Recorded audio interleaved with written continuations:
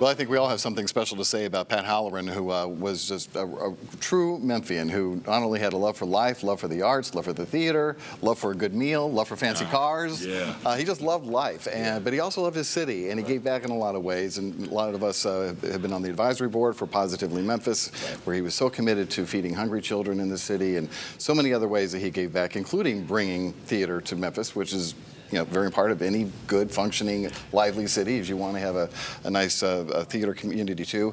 Otis, I'll just start with you on this, just your thoughts on... Yeah, everything you just said about him is correct. And I was, for a time, advisory board for the Positively Memphis. Pat Halloran was a Memphis institution. He did this book, which was about a history of the Orpheum. And it's a fascinating look at all the people who had been through the Orpheum. Beyond that, in his politics, served on the city council, came in third in the mayor's race in 1979, got 9,000 votes, and lost to Wythe Chandler, and of course Otis Hicks came in second.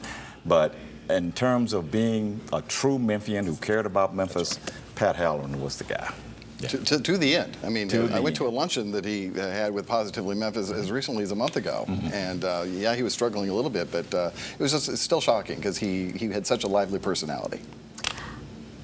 I hate to invoke my age here, but I was a young reporter when Pat Halloran was elected to the city council, and I covered Pat for about a year and a half, and you know, he was always a friendly guy, always embraced everybody. He was a large man with a large personality, and I thought that his run for Memphis mayor was admirable. He didn't win, but it was really for him a springboard to this Memphis Development Foundation that had bought the Orpheum that was in terrible shape.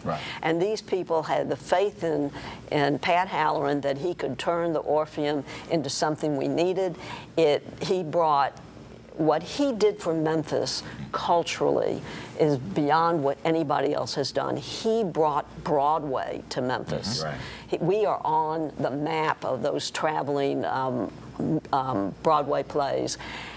And I just have one more thing to say. I mean, I like Pat. I was on this Positively Memphis board also, and friendly with Pat for many years. But I think it's a bit serendipitous that he died this past week, when I know that Pat Halloran's very favorite Broadway play is Les Miserables, and it is closing today, Sunday, after a week's run.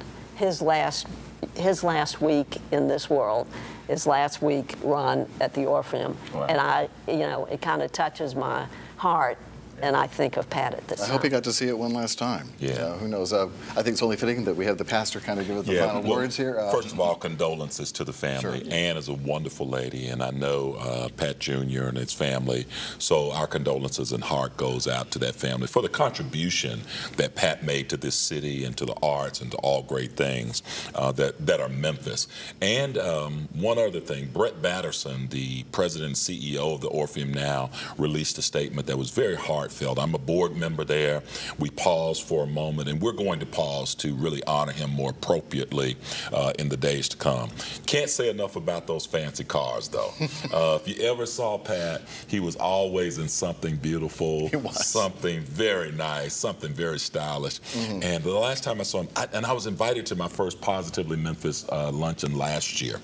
Enjoyed it, just a wonderful moment. Saw him in the car, and I said, Pat, when are you going to take me for a ride? He said, your day's coming. Your day's coming.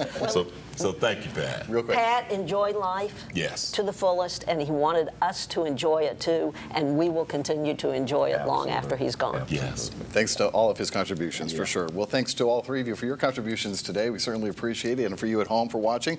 We'll see you next week for ABC24 This Week.